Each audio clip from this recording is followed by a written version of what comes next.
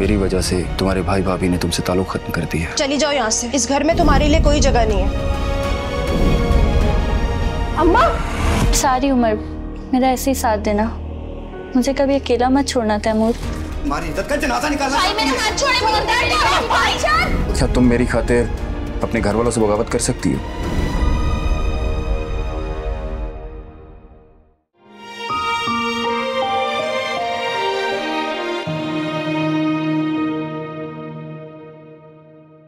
अगर तुम लोगों को मुझसे इतनी ज्यादा प्रॉब्लम हो रही है ना और मुझे इस घर में नहीं रख सकते हो तो मैं यहाँ से भी चली जाती हूँ। कल को तुम्हारी सुहेब से भी ना बनी तो फिर कि नाजो जाते हुए उसके 5 लाख रुपए और उसके जाती जेवर लेकर गई। क्या? नाजो जेवर और 5 लाख लेके वहां से निकली है? मेरे ख्याल में ज़हीर के आने से पहले फौजिया को पैसे और जेवर वापस दे दिए जाए तो मामला संभल जाएगा। और ये सब कुछ तूने एक प्लानिंग के तहत किया है ना? आपने कभी भी मेरी बातों पर यकीन नहीं किया। परी ना बारी के साथ गई थी और बारी ही उसे घर से लेकर गया था।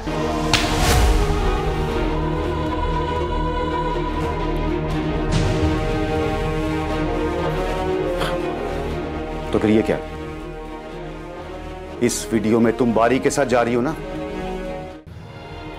अरे कितना बदनसीब बाप था वो जिसकी दोनों बेटियां बदकिरदार निकली। फहद, अपनी जुबान को संभाल के बात करे। मैंने आपको धोखा नहीं दिया। बस अब मैं मजीद धोखा नहीं खा सकता। परी, अगर तुम मुझसे पहले कहती कि तुम बारी से मोहब्बत करती तो मैं खुद अकील अंकल से बात करके तुम्हारी शादी उससे करवा देता। लेकिन परी यूं मेरी इज्जत का सौदा ना करती, मेरी मोहब्बत को रुस्वा ना करती। अब पारो के सामने तुम्हारी क्या इज्जत रह गई यार?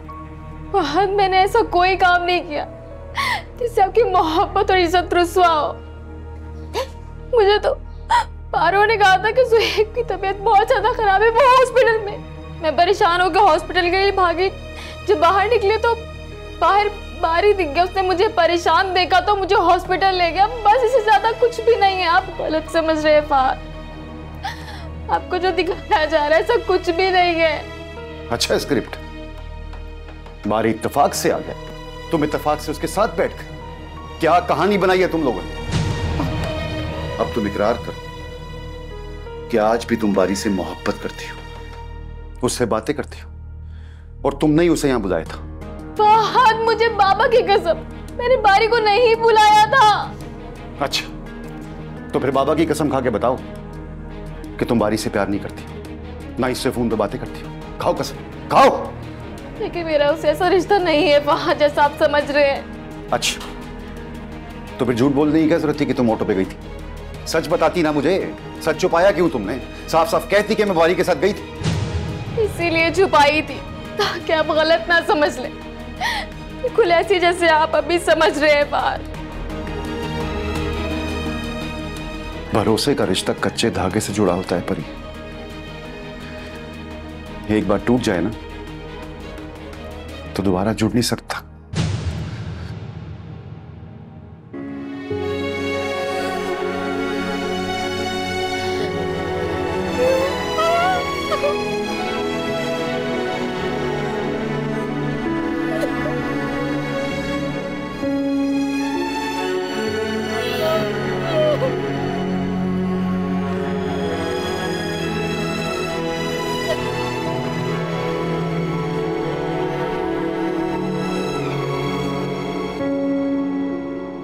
तुम लोगों का बहुत बहुत शुक्रिया।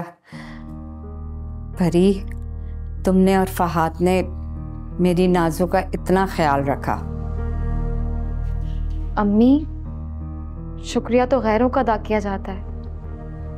नाज़ो तो मेरी बहन है, इसका ख्याल रखना मेरा फर्ज था। मैंने तो बस अपने फर्ज की अदायगी पूरी की है। आंटी, इसका भी ख्याल रखिएगा, इस पर भी तो प्यार का भूत सवार है और प्यार का भूत इतनी जल्दी नहीं उतरता। अब तो हमने संभाल लिया, अगर अब कहीं चली गई ना तो इसकी रही सही इज्जत भी खाक में मिल जाएगी।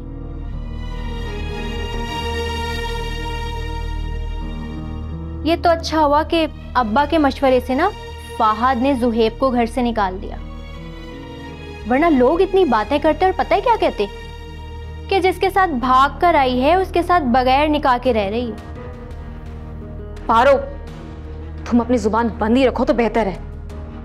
परी बीबी, सच्ची बातें ना हमेशा कड़वी ही होती हैं। और अब तो जुहेब ने घर भी किराए पर ले लिया है और अब तो ठिकाना भी है। अगर तुम आज को इतनी अच्छी होती ना तो फहद परी से शादी नहीं करता, तुमसे शादी कर लेता। और वैसे भी अभी कौन से तुम्हारे रिश्तों की लाइन लगी हुई है। गुण अच्छे ना हो ना तो शक्लें भी जो है ना राख हो जाती है। कहते हैं कि बेटियों के गुण माओं पर जाते हैं। एक बेटी तो भागी ही भागी और दूसरी बेटी भागने के लिए पर तोल रही है।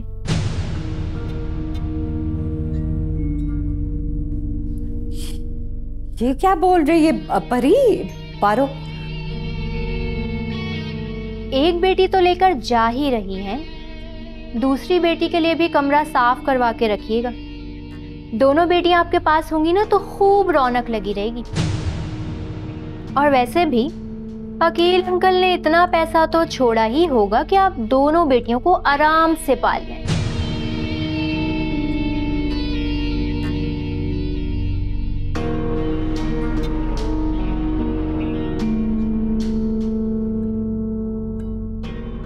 चलो नाजो, घर चलो।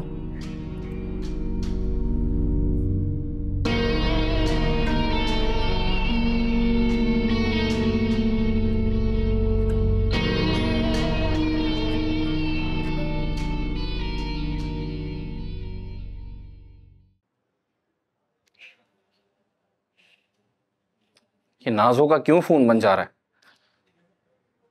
परी भाभी को करके देखता हूं।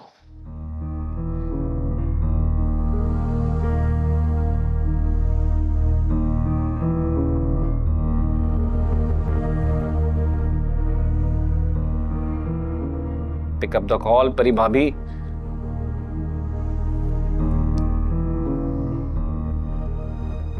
क्या करूं? पारो को करके देखता हूं।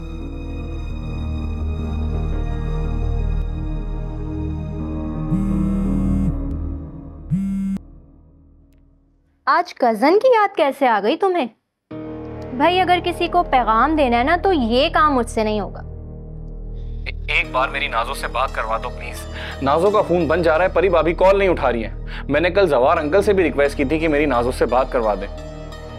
उसकी ना माँ आई हुई है और मैं ये खतरा मोल नहीं ले सकती। क्या फौजिया आंटी आई हुई है? उन्होंने नाजो को कुछ कहा तो नहीं? देखो, अगर फौजिया आंटी ने नाजो पर हाथ उठाया ना तो अच्छा नहीं होगा, बहुत बुरा हो जाएगा। अभी तो ना तुम पर साजिदा आंटी के जेवर और 5 लाख रुपए उठाने का इल्जाम लगाया है। और पता है क्या कह रही थी? कह रही थी कि जुहेब को पुलिस में बंद करवाऊंगी। अरे झूठ है ये सब, मुझे फंसाने की साजिश की जा रही है। अगर फहद भाई का एहतराम ना होता ना तो मैं अभी आकर फौजिया आंटी से बात करता। मोहब्बत की जंग में ना उसूल और एहतराम नहीं होते। तुमने ना एक शादीशुदा लड़की को घर से भगाकर उसूल तो तोड़ा है और अब एहतराम का पल्लू पकड़कर तुम क्या साबित करना चाहते हो? मेरी तो कुछ समझ में ही नहीं आ रहा कि मैं क्या करूं। आप ही कुछ रास्ता बता दो। नाजो को हासिल करने का रास्ता नाजो के घर से ही गुजरता है। वो कैसे? जरा खुलकर बताएं ना प्लीज। बता दूंगी, इतनी जल्दी भी क्या है। अच्छा सुनो, मुझे ना अब्बा के लिए खाना बनाना है, मुझे देर हो रही है। मैं फिर कभी बात करूंगी।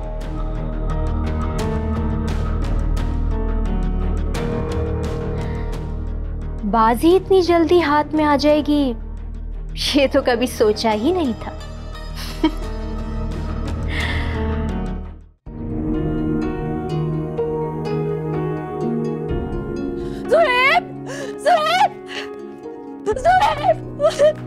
ज़ुहैब यहाँ से मुझे लेकर जाओ, जल्दी यहाँ से लेकर जाओ, इससे पहले कि अब्बू आ जाए या अम्मी चीख के पूरा मोहल्ला इकट्ठा कर दे। मुझे लेकर जाओ।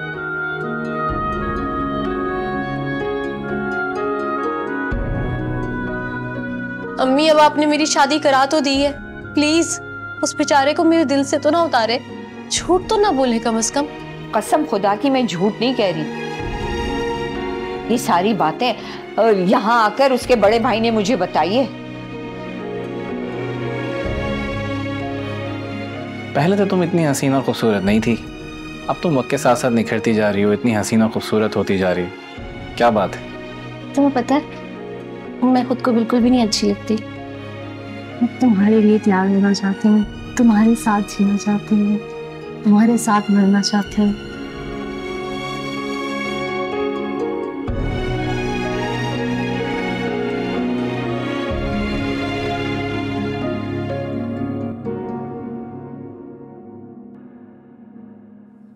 नाजो, अब शोक मनाना छोड़ दे।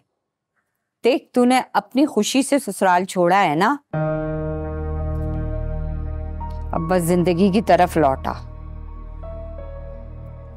मैं चाहती हूँ कि तेरे लिए एक अच्छा सा शौहर ढूंढूं और उसको घर दामाद बना के अपने घर पे रख लूं, ताकि पूरी जिंदगी तू मेरे साथ रहे। तेरे बाप के जाने के बाद मैं बिल्कुल अकेली हो गई हूँ ना।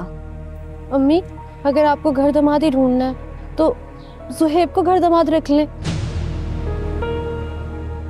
आप बोले तो मैं उससे बात करती हूँ, वो मान जाएगा। चुप कर जा, जुहेब का नाम भी ना ले तू।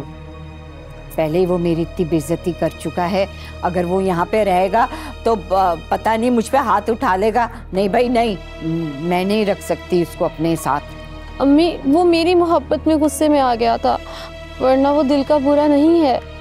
अच्छा, तो गुस्से में आके ये सब कुछ करता है, और कल को अगर मैंने तेरे साथ कुछ कर लिया तो वो तो मेरा सर फाड़ देगा। खबरदार, अब आइंदा उसका नाम नहीं लेना। अगर लिया ना तूने नाम नाजो, तो कमरे में वापस तुझे बंद कर दूंगी मैं, समझी तू? आपने मुझे कमरे में कैद करना है, कमरे में कैद कर दे। जान से मारना है, जान से मार दे, लेकिन शादी करूंगी तो सिर्फ जुहेब से। अगर तूने अपनी जिद नहीं छोड़ी नाजो, तो पूरी जिंदगी उसी कमरे में तू गुजारेगी। याद रख, तेरी माँ हूँ मैं आपका और जुहेब का एग्रीमेंट करवा दूंगी। वो आपके सामने ऊंची आवाज में भी बात नहीं करेगा। अगर वो ऊंची आवाज में बोला तो तलाक लेगी उससे तू क्या? अल्लाह ना करे अम्मी, एक तलाक के बाद दूसरी तलाक, तो फिर मुझसे शादी कौन करेगा? कव्वे के बच्चे दूर से पहचाने जाते हैं। अगर वो बाअदब होता ना तो मेरे साथ इतनी बदतमीजी ना करता। और एक बात कान खोल के सुन ले, अगर दोबारा तूने उस खबीस का नाम मेरे सामने लिया ना तो तेरा गला दबा दूंगी मैं। चल उठ, घर के काम कर। पहले आती थी तो तुझे मेहमानों की तरह इज्जत मिलती थी, लेकिन जो तूने कारनामा अंजाम दिया है ना, उसके बाद तो बनता ही नहीं है तेरी इज्जत करना। चलो उठो, बावर्ची खाना अच्छी तरीके से साफ करो और बर्तन वगैरह सब दो। मैं जाके सब्जी काट देती हूँ, सब्जी बना देना।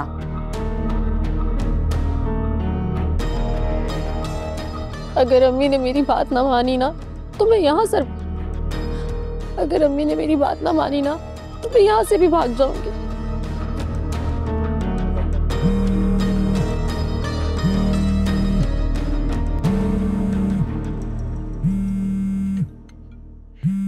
ये फिर से क्यों कॉल कर रही है?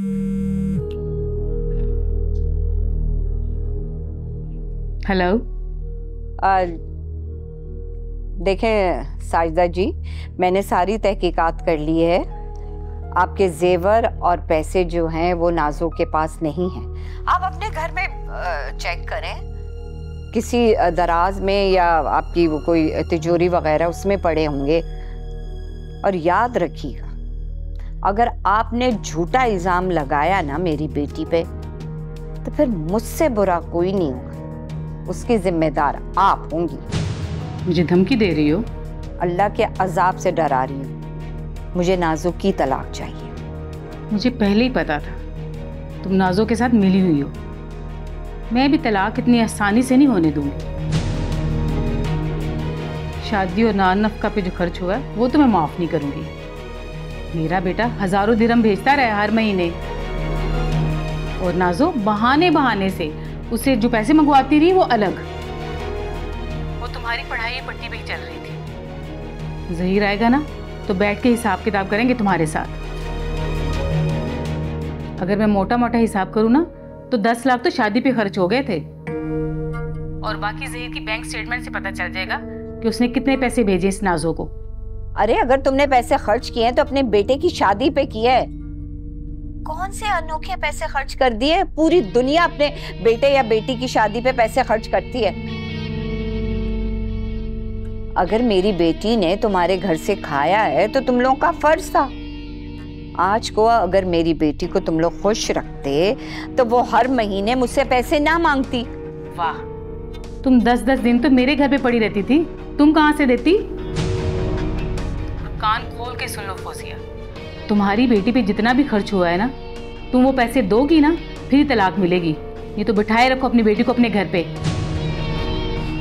अगर मेरे पोते की जिंदगी से खेलने की कोशिश की ना तो कत्ल का मुकदमा करवाऊंगी तुम पे, याद रखना ये बात।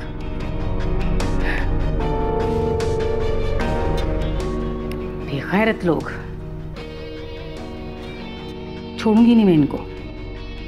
पोता ना पोता है ना पोती है, कुछ है ही नहीं। ये धमकी दे रही थी मुझे।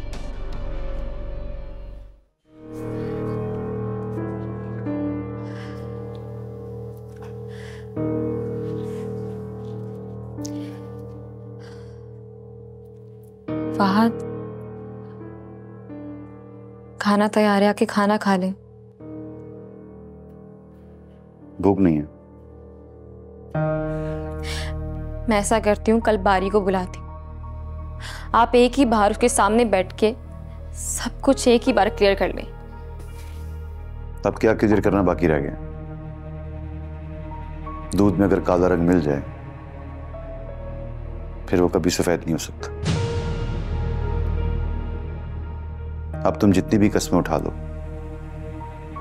आंखों देखा यकीन मिट नहीं सकता।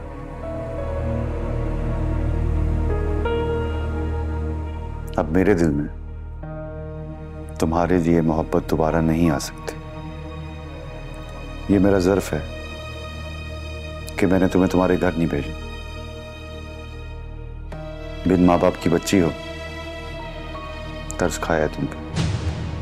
मुझे भीख में मेरी मोहब्बत नहीं चाहिए। शक के बिस्तर से कांटों का बिस्तर बेहतर है।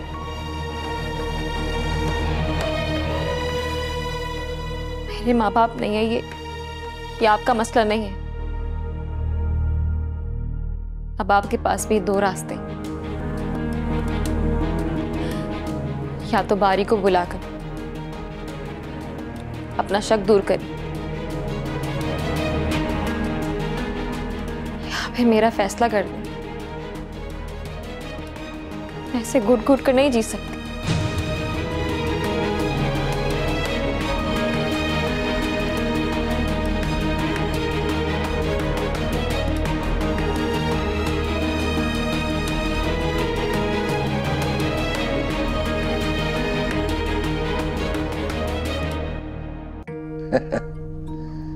वैसे आपकी बद्दुआ खा गई फौजिया को,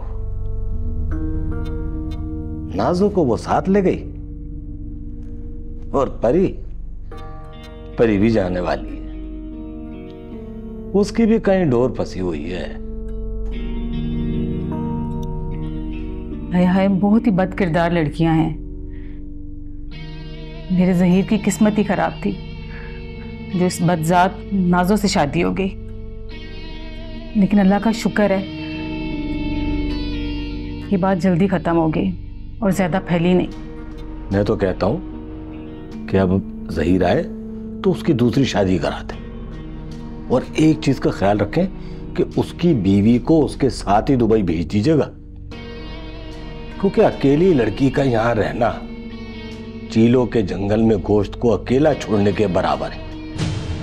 आप बात तो सही कर रहे हैं, मैं हर वक्त उसके सर पर तो नहीं बैठ सकती। भाई देखे ना, इंटरनेट का जमाना है, अब किस वक्त किससे कब राब्ता हो जाए, क्या बात हो जाए, कोई कुछ नहीं कह सकता। वैसे आपने अपने बारे में क्या सोचा? मेरा जहन तो बन गया, लेकिन जब तक जहीर की दूसरी शादी नहीं हो जाती मैं इस बारे नहीं सोच सकती। नहीं, मुझे भी कोई जल्दी नहीं है। क्या? नहीं नहीं, मेरा मतलब है कि भाई देखिए, आपका रिश्ता भी मैंने ही ढूंढना है और सारे इंतजामात भी मैंने ही करने हैं। भाई आपका दोस्त जो ठहरा। दोस्त? ये किसने कहा? हाँ, तो हमारे दरमियान कोई तो रिश्ता होना चाहिए ना, चाहे वो दोस्ती का ही सही। ये भी है, आपके आने से मुझे तसल्ली हो जाती है। मेरे घर वाले तो मेरी परवाह ही नहीं करते। भाइयों को भाभीयों के चोंचलों से ही फुर्सत नहीं है क्यों मेरा हाल अहवाल पूछें।